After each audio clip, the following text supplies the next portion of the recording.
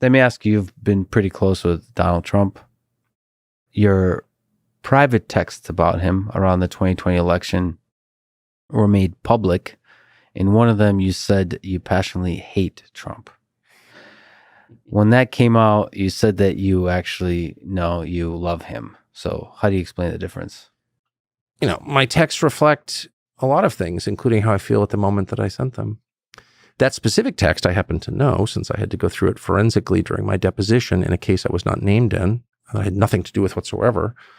It's crazy how civil suits can be used to hurt people you disagree with politically. But I was mad at a very specific person. I mean, really what that, I mean, you're asking me, I'll tell you exactly what that was.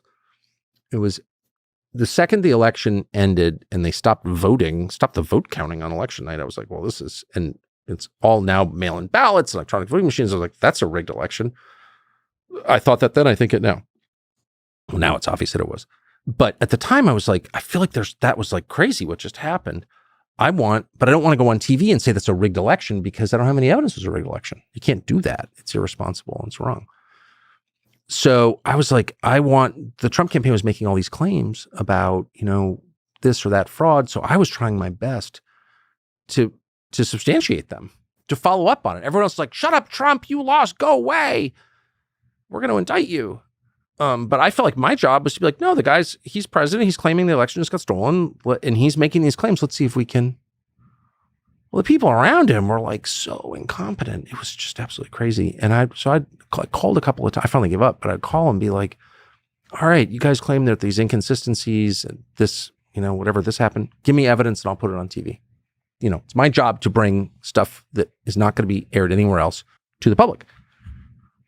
It was insane how incompetent and unserious. So they weren't able to provide well, here's the point of the story and of that text. So then they come out and they say, well, dead people voted. Well, that's just an easy call. Okay. If a dead person voted, we can prove someone's dead because being dead is one of the few things we're good at verifying because you start to smell. Okay. And there's a record of it. It's called a death certificate. So it's like, give me the names of people who are dead who voted. And then we can get their registration and we can show they voted. 5 names. So I go on TV and I say, this, Caroline Johnson, 79 of Waukegan, Illinois, voted. Here's her death certificate. She died. And the campaign sends me this stuff. Now, I, in general, don't take stuff directly from campaigns because they all lie because their job is to get elected or whatever. So I'm very wary of campaigns, having been around it for 30 years. So but I made an exception to my rule and I got a bunch of stuff from them. Well, of the 6 names, 2 of them are still alive. What? I immediately corrected it the next night. CNN did a whole segment on how I was spreading disinformation, which I was, by the way. In this one case, they were right. I was so mad. I was like, I hate you. I'm not talking about you. I'm so mad. Anyway, that's the answer. That's what that was. Who were you texting to? My producer. And I was venting. It's a producer I was really close to. And I've known him for a long time. He's really smart. And he's he was someone I could be honest with. And I was like, ah! And by the way, it's so funny. I mean, now I'm doing Woe Was Me, which I will keep to a minimum, but it's stealing someone's text. How, and by the way, I was an idiot. I should have said, come and arrest me. I'm not giving you my freaking text messages. Okay. Yeah. But I got bullied into it by a lawyer. I didn't get bullied into it. I was weak enough to agree with a lawyer. It was my fault. Never should have done that. Fuck you. They're my texts. They're total. I'm not even named in this case. That's what I should have said, but I didn't. I said I was mad on the air the next day, but not in language that colorful. But whatever. I try to be transparent. I mean, I also think, by the way, if you watch someone over time, you don't always know what they really think, but you can tell if someone's lying. You can sort of feel it in people.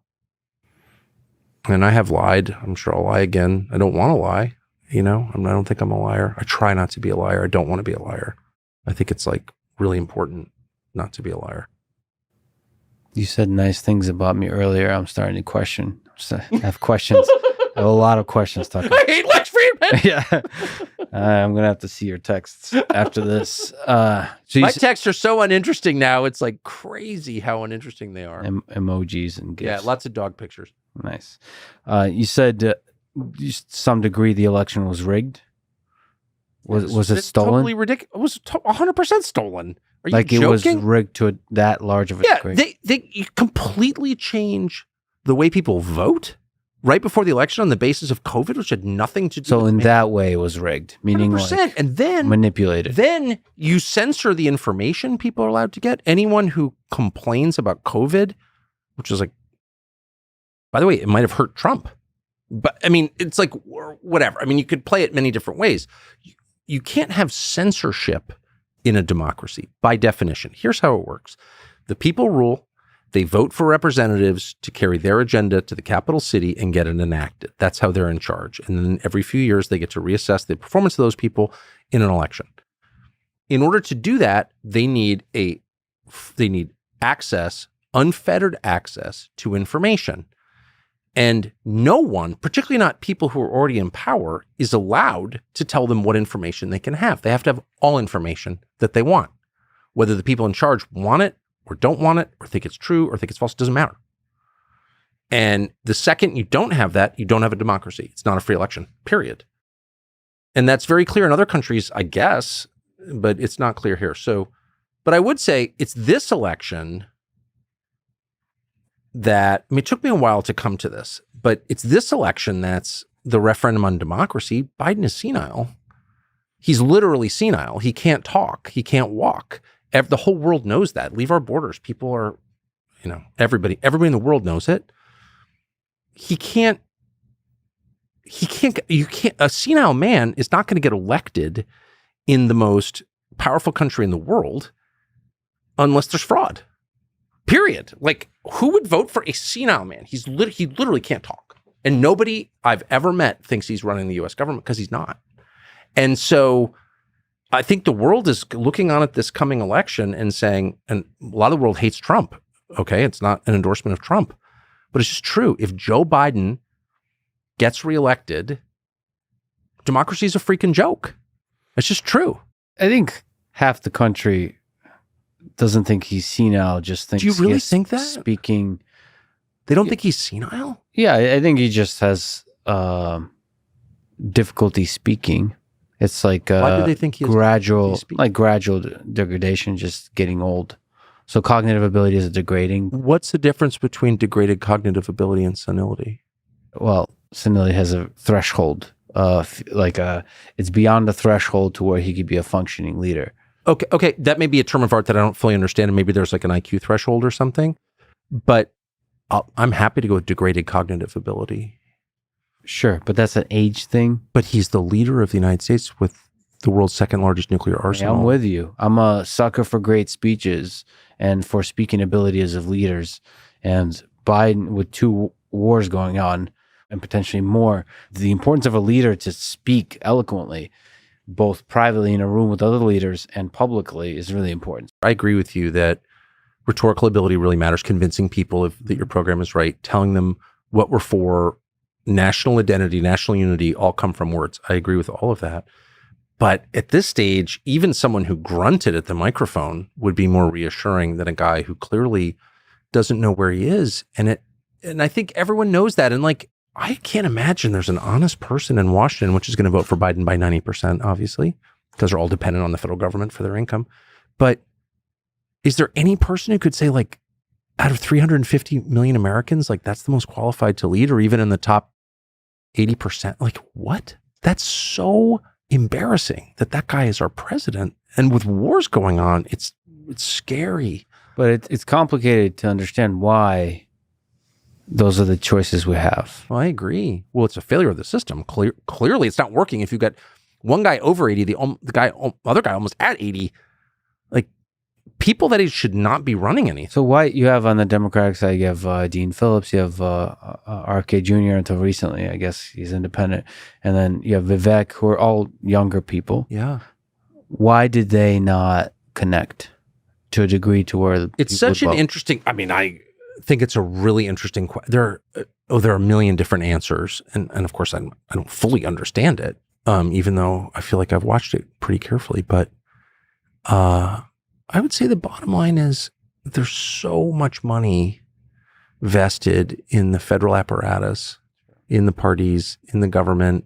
As I said a minute ago, our economy is dominated by monopolies, but the greatest of all monopolies is the federal monopoly, which oversees and controls all the other monopolies. So it's like, it's really substantially about the money. It's not ideological. It's about the money. And if someone controls the federal government, I mean, at this point, it's the most powerful organization in human history. Like, it's kind of hard to fight that.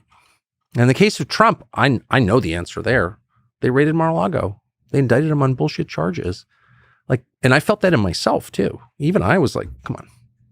You know, like, whatever you think of Trump, and I agreed with his immigration views, and I really like Trump personally. I think he's hilarious and interesting, which he is. But it's like, okay, there are a lot of people in this country. Let's get some, you know, let's have at very least, like, let's have a real debate.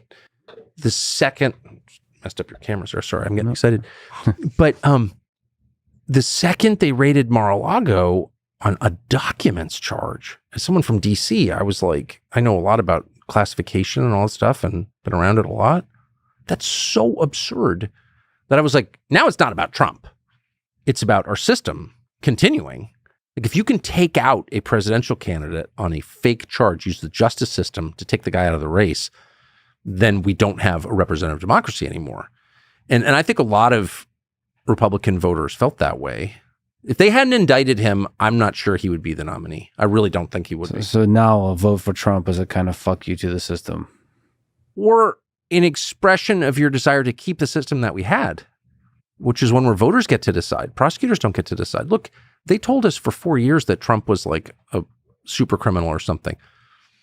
I've actually been friends with some super criminals. I'm a little less judgy than most. So I didn't discount the possibility that he had, I don't know, he's in the real estate business in New York in the 70s. Like, did he kill someone? I don't know. Yeah. You know, no, I'm not joking. And I'm not for killing people, but like, anything's possible. It's good that you took a stand on that. Yeah. No, I'm not joking. Yeah. I was like, well, who knows, you know? Yeah. Real estate. And I didn't know. And what they came up with was a documents charge? Are you joking? And then the sitting president has the same documents violation, but he's fine. It's like, it's just crazy this is happening in front of all of us. And then it becomes like, at that point, it's not about Joe Biden. It's not about Donald Trump. It's about preserving a system which has worked, not perfectly, but pretty freaking well for 250 years. I know you don't like Trump. I get it. Let's not destroy that system. Like, we can handle another 4 years of Trump. I think we can. So I'll calm down. What we can't handle is a country whose political system is run by the Justice Department. Like, that is just, you're freaking Ecuador at that point. No.